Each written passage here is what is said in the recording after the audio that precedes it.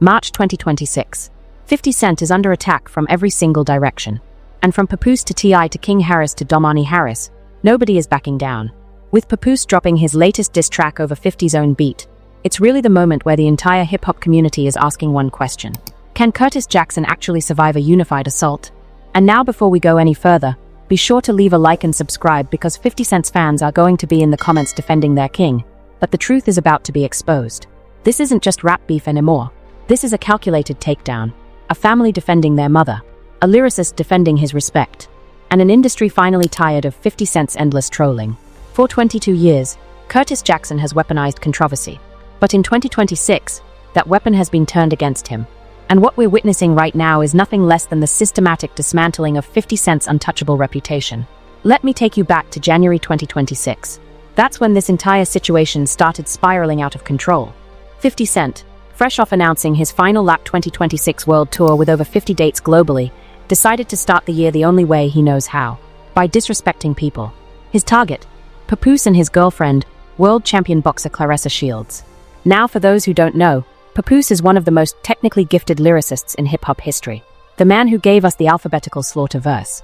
The wordsmith who married Remy Ma in the most legendary prison wedding ceremony hip-hop has ever seen.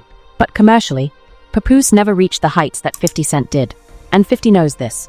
So when 50 started posting about Claressa Shields on social media, making jokes about her appearance, suggesting she wasn't feminine enough, that Papoose was somehow less of a man for being with her. Well, Papoose stayed quiet. At first. But 50 didn't stop. He kept going, kept trolling, kept posting, and then things shifted to the T.I. situation. See, 50 Cent and T.I. have had tension for years, going back to the mid-2000s when both were competing for the crown of the South versus New York. T.I. represented Atlanta, 50 represented Queens, and while they never had an official beef back then, there was always competitive energy. Flash forward to February 2026. 50 Cent releases a track called Power, where he takes direct shots at Domani Harris, T.I.'s wife. He questions her looks, questions her loyalty, questions everything about her in the most disrespectful way possible. And this is where Curtis Jackson made his biggest miscalculation. Because T.I. isn't Ja Rule. T.I. isn't someone who's going to let you disrespect his family and stay silent. Within 48 hours of 50's Power track dropping, T.I. released War. An official diss record. With a music video. With lyrics that cut so deep that even 50 Cent fans had to admit. This was serious. T.I. talked about 50's failed business ventures, his failed relationships, his desperate need for attention. And then he said something that shook the entire internet. You're not even as tough as my son. He was talking about King Harris, his 21-year-old son who has become one of the most fearless young voices in hip-hop. And King heard his father's words as a challenge. Not to 50, but to himself. So King jumped in the booth, released Made Man, a diss track so venomous, so personal, so cutting that it immediately went viral. King talked about 50's parenting, his relationship with his own son, Marquise, who has publicly disowned him, his connection to Daphne Joy, the mother of his other son, who was named in the Diddy lawsuit as an alleged sex worker. And King didn't stop there. He made custom merchandise, bags with 50 Cent's face on them, mocking his appearance. Social media posts daily. Every single time 50 tried to clap back, King would lower the bar even further, making it impossible for 50 to win on the internet. Then Domani Harris, T.I.'s other son, released his own diss track, PUY. Another direct attack. Another family member defending their mother's honor. And this is where things get interesting. Because the Harris family wasn't operating independently. They were operating as a unit, a well-oiled machine. Every time 50 would post something, they already had a response ready. Songs in the vault. Videos prepared. They knew 50's playbook. Wait it out. Troll on social media. Never actually respond with music. And they decided to flip the script. Drop music anyway. Keep the pressure on. Make it impossible for 50 to ignore. And now here's where things really do get big. March 2026. Papoose, who had been watching this entire situation unfold, decided he'd had enough. Not just of the Claressa Shields disrespect, but of 50 Cent's entire approach to hip-hop. So Papoose did what Papoose does best. He went to the studio, and he released a freestyle over 50 Cent's own beat. Now let me break down these bars for you, because this is where the lyrical assassination begins. Oh Jack, that's what came to mind soon as I heard the track. Papoose is immediately establishing that 50 is not the predator. He's the prey. Oh Jack, not 50 Cent, not Curtis. Jack, as in, you're about to get jacked. Ball-spitting lyrical condescending the murder rap. Papoose is saying 50's entire tough guy persona is just rap. It's performance. It's not real. Heard they shot his Nina, he deserved a Mac about to turn the heat up. I got my hand on a thermostat. This is the wordplay that separates Papoose from 90% of rappers. Nina is slang for a 9mm handgun. 50 got shot 9 times. Papoose is saying he should have been shot with something bigger. A Mac 10. And then the thermostat line. He's controlling the temperature. He's in charge of how hot this beef gets. Not 50. Ugly Gun sneakers had the shirt to match cause after Get Rich You Die Trying. Yo, every verse was whack. Papoose is attacking 50's entire legacy. Get Rich or Die Trying is considered a classic album. But Papoose is saying that after that album, every verse was whack. And he's not wrong. When you compare 50's lyrical output from 2005 onward to the hunger he had on that debut, there's a noticeable decline. And now where things get even more interesting. Mad cause Diddy hit your chick. You a jerk for that. This is the line that everyone is talking about. Because Papoose is bringing up the Daphne Joy situation. For those who don't know, Daphne Joy is the mother of 50 Cent's son, Sire. Back in 2024, a lawsuit against Diddy by producer Lil Rod named Daphne Joy as one of the alleged sex workers Diddy paid. Daphne denied the allegations, but the internet ran with it. And then it came out that Daphne had been in a relationship with Diddy for 4 years leading up to his arrest in 2024. 4 years.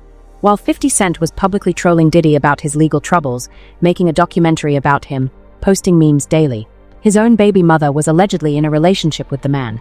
The irony is almost too much to process. Diddy clapped them cheeks so loud the neighbors heard the slap.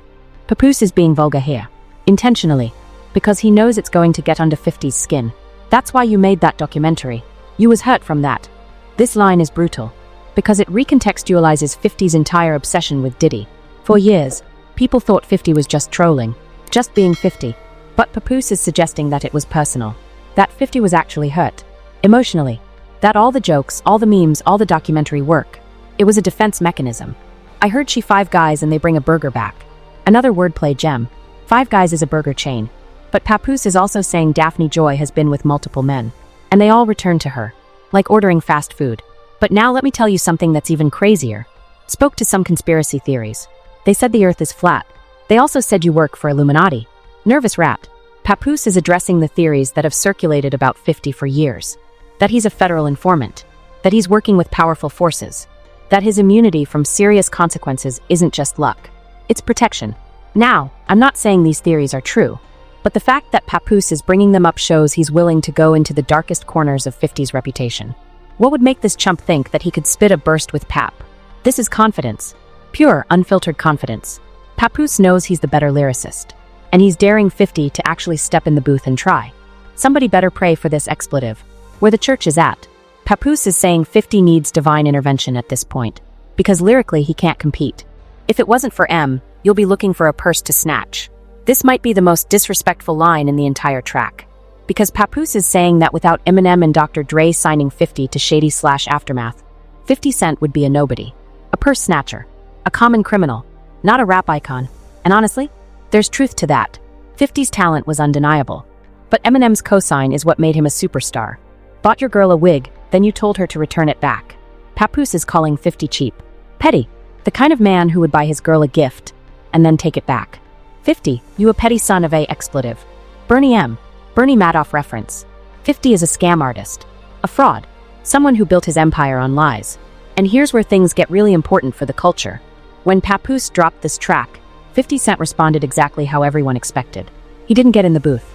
He went to Instagram, posted a screenshot of Papoose's streaming numbers, and wrote, "I'm sorry, no response to expletive rappers who can't write a hit to save their lives." Moving right along. And this is the problem with 50 Cent's entire approach. He thinks commercial success equals lyrical superiority. But hip-hop has never worked that way. Rakim never had the commercial success of MC Hammer. Does that make Hammer the better rapper? Absolutely not. Big Daddy Kane didn't sell as much as Vanilla Ice. Does that make Ice the superior MC? No. Commercial success and lyrical ability are two completely different metrics. And 50 knows this. But he hides behind his success because he knows he can't compete bars for bars. And well, you can already see the results of this strategy. Because while 50 refuses to engage lyrically, Papoose has been celebrated across hip-hop for his wordplay. Lyrical breakdowns on YouTube, respect from the underground, cosigns from legends. Meanwhile, 50 is being mocked, not just by Papoose, but by an entire family. The Harris family has become a unified front. T.I., the patriarch, set the tone with war. King Harris, the provocateur, took the trolling to internet warfare levels. Domani Harris, the skilled MC, dropped multiple diss tracks showing he inherited his father's pen game. And Domani Harris? She hasn't said a word publicly, but her silence speaks volumes, because her family is defending her. And that's more powerful than anything she could say herself.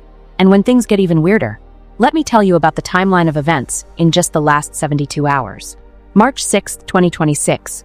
Domani and King Harris drop another round of diss tracks simultaneously. March 8, 2026. Papoose releases his freestyle. March 9, 2026. 50 Cent posts his dismissive response. March 10, 2026. Papoose responds to 50's post by saying, "I got him right where I want him. The algorithm did exactly what we told you to do." This is next-level psychological warfare, because Papoose is saying that 50's response was predictable, that he knew 50 would hide behind commercial success instead of actually rapping.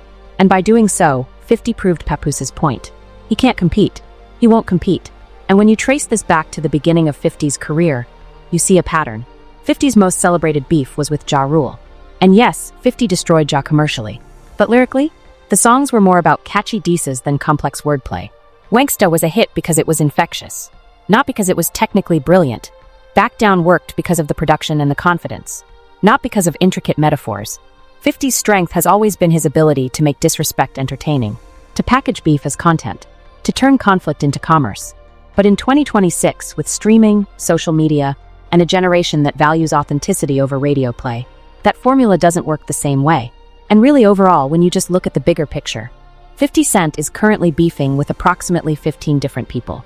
Papoose, T.I., King Harris, Domani Harris, Clarissa Shields, Domani Harris, his own son Marquise Jackson, former G-Unit members, industry executives, media personalities.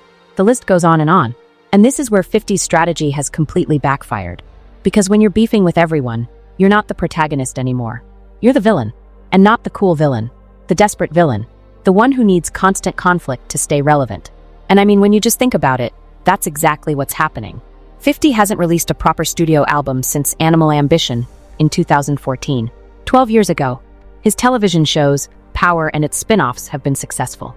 But they're not cultural phenomena the way Get Rich or Die Tryin' was. His business ventures, from Vitamin Water to Branson Cognac, have made him wealthy. But they haven't made him respected in the way he craves. So what does he do? He starts fires, creates controversy, trolls people until they respond, and then refuses to actually engage when they do.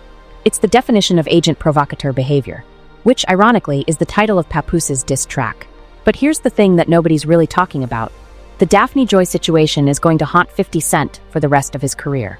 Because every single person who disses him from this point forward will bring it up. Mad 'cause Diddy hit your chick. That line is going to be repeated in every diss track, every social media post, every interview, because it exposes something that 50 has spent decades trying to hide. Vulnerability. The man who survived 9 gunshots. The man who ended Ja Rule's career. The man who conquered television, film, and business. Couldn't keep his own baby mother from allegedly being with his biggest rival. And when you consider that 50 has been making a documentary about Diddy's legal troubles, posting about him constantly, turning Diddy's downfall into content, the revelation that Daphne was with Diddy during all of that is catastrophic to 50's image. It makes him look like the clown Papoose called him. And so with that said, let me break down why T.I. and his family are winning this beef. Strategy. That's it. Pure strategy. They understood that 50 doesn't want to rap. He wants to troll. So instead of waiting for 50 to respond musically, they kept dropping tracks. War by T.I. Made Man by King Harris. $Y by Domani Harris. Multiple follow-up tracks. Merchandise. Social media campaigns. They turned the beef into a multi-platform assault. And 50 can't keep up. Because he's fighting on too many fronts.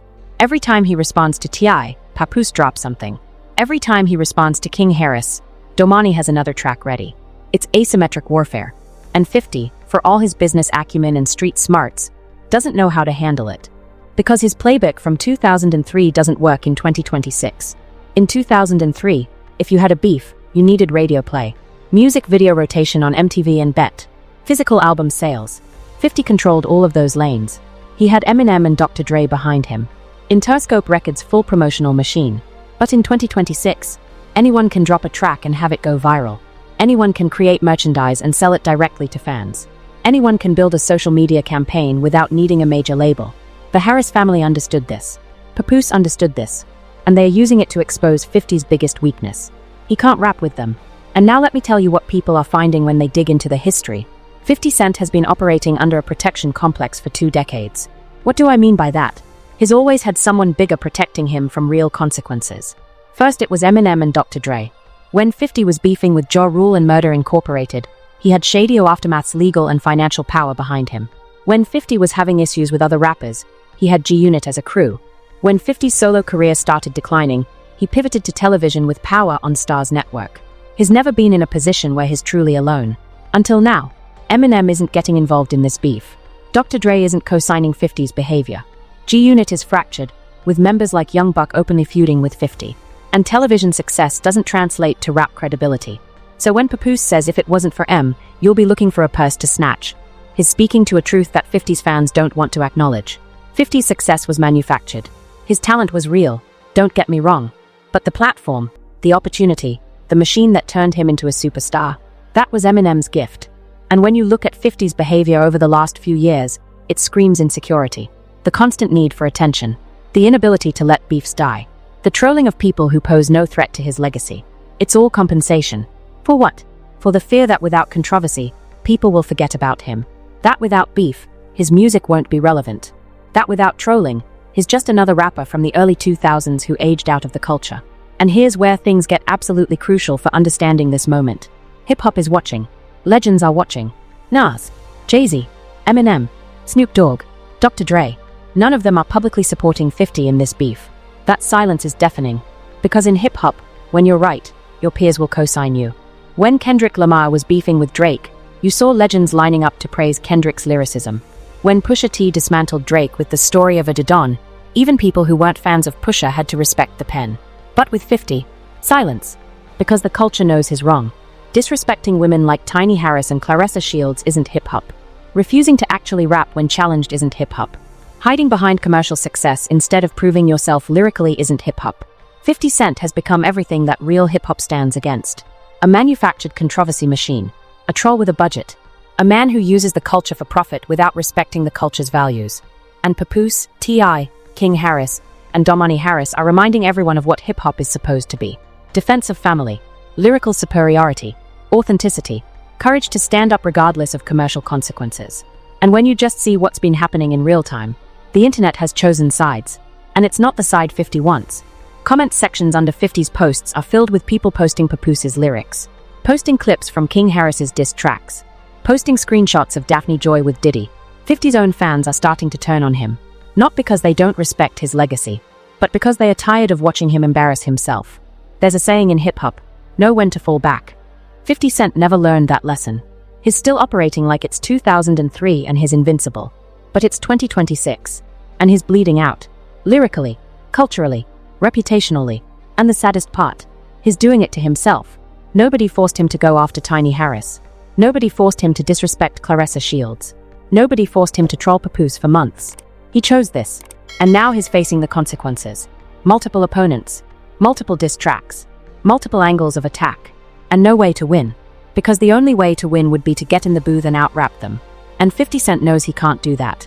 Especially not against Papoose. A man who has spent his entire career being underappreciated commercially but overappreciated lyrically. Papoose has nothing to lose. And that makes him the most dangerous type of opponent. So what are we going to see moving forward? Let me make some predictions. First, 50 Cent will not respond with a diss track. He'll continue to post on Instagram. Continue to mock streaming numbers. Continue to deflect with humor and commercial success. But he won't rap. Because he can't afford to lose that battle. His entire brand is built on being the tough guy who wins beefs. If Papoose lyrically destroys him on record, and it's undeniable, 50's mystique is gone. Second, the Harris family will continue to apply pressure. T.I. has already said in interviews that he didn't enjoy his sons getting involved, but he's proud of how they defended their mother. That tells me they are not stopping. King Harris specifically said he's got more music in the vault. More disses ready. More content prepared. And Domani has proven he's just as capable. They are going to keep the pressure on until 50 either responds properly or publicly backs down. And knowing 50, he'll never publicly back down. So this beef is going to drag on for months. Maybe years. Third, Papoose is going to use this moment to remind people of his skill level. He's already announced he's working on a full project. And you know every track is going to have at least one subliminal shot at 50. Because Papoose has been waiting for this moment. A chance to prove that commercial success doesn't equal lyrical supremacy. A chance to show the younger generation what real wordplay sounds like. and 50 handed him that opportunity on a silver platter. Fourth, and this is important, 50 Cent's legacy is going to be reconsidered. Not erased, but reconsidered. Get Rich or Die Trying is still a classic. In DA Club is still a timeless hit. But the second half of his career, from 2010 onward, is going to be viewed differently. Less as a successful pivot to business and television. More as a decline in artistic integrity. A man who chose trolling over creating. Controversy over craft. And hip-hop historians are going to point to 2026 as the year that decline became undeniable. Fifth, this beef is going to have implications for how beefs are handled going forward. The Harris family has created a blueprint. Multi-generational response. Multiple platforms. Multiple angles. Sustained pressure. Don't wait for the opponent to respond. Keep dropping content. Control the narrative. Other artists are watching and taking notes. Because if it works against 50 Cent, it'll work against anyone. And really overall, what we're witnessing is a cultural shift. Hip-hop is moving away from the shock value, trolling for clicks era that 50 helped create, and moving back toward substance, toward lyricism, toward defending family and honor, toward authenticity. The younger generation, the ones who grew up on Kendrick Lamar and J. Cole, they value different things than the generation that grew up on 50 Cent and Eminem. They value depth, complexity, social consciousness. And while 50 is still trying to operate in the old paradigm, the culture has moved on. That's why this beef feels different. It's not just about 50 Cent versus Papoose, or 50 Cent versus T.I. It's about old hip-hop versus new hip-hop, trolling versus authenticity, commercial success versus lyrical respect. And in that battle, 50 is on the wrong side. The question now is whether he'll recognize that and adjust, or whether he'll continue down this path until his reputation is completely destroyed. And if you're a hip-hop fan and you're not excited about what this means for the culture, you're not paying attention. Because we're watching the old guard get challenged. The kings get tested. The legends get exposed. And for all the 50 Cent fans who are mad right now, who think I'm hating, who think I'm being unfair, answer me this. Why hasn't 50 gotten in the booth? If he's so talented, so capable, so lyrically gifted, why hasn't he responded to Papoose's bars with bars of his own? Why is he hiding behind Instagram posts and streaming numbers? The answer is simple. Because he knows. Deep down, Curtis Jackson knows that in a pure lyrical battle, Papoose would destroy him. And he can't afford that loss. So he'll avoid it. Mock it. Deflect from it. But he won't face it. And that, more than any diss track, tells you everything you need to know about where 50 Cent is right now. Closing sequence, 200 to 250 words. And so now with all that said, let me know. What do you think about Papoose's diss track? Do you think 50 Cent will ever actually respond with music? Let me know your thoughts on whether the Harris family is winning this beef. What does this mean for 50 Cent's legacy moving forward? Where do you see this going in the next few months? Do you think 50 should just bow out gracefully, or does he need to defend himself in the booth? And be honest, who do you think has the better pen game, 50 Cent or Papoose? Drop your answers in the comments because I want to hear from both sides. The 50 Cent fans and the people who think he's finally getting what he deserves. If you made it to this point in the video, be sure to leave a like and subscribe. It helps me out a ton.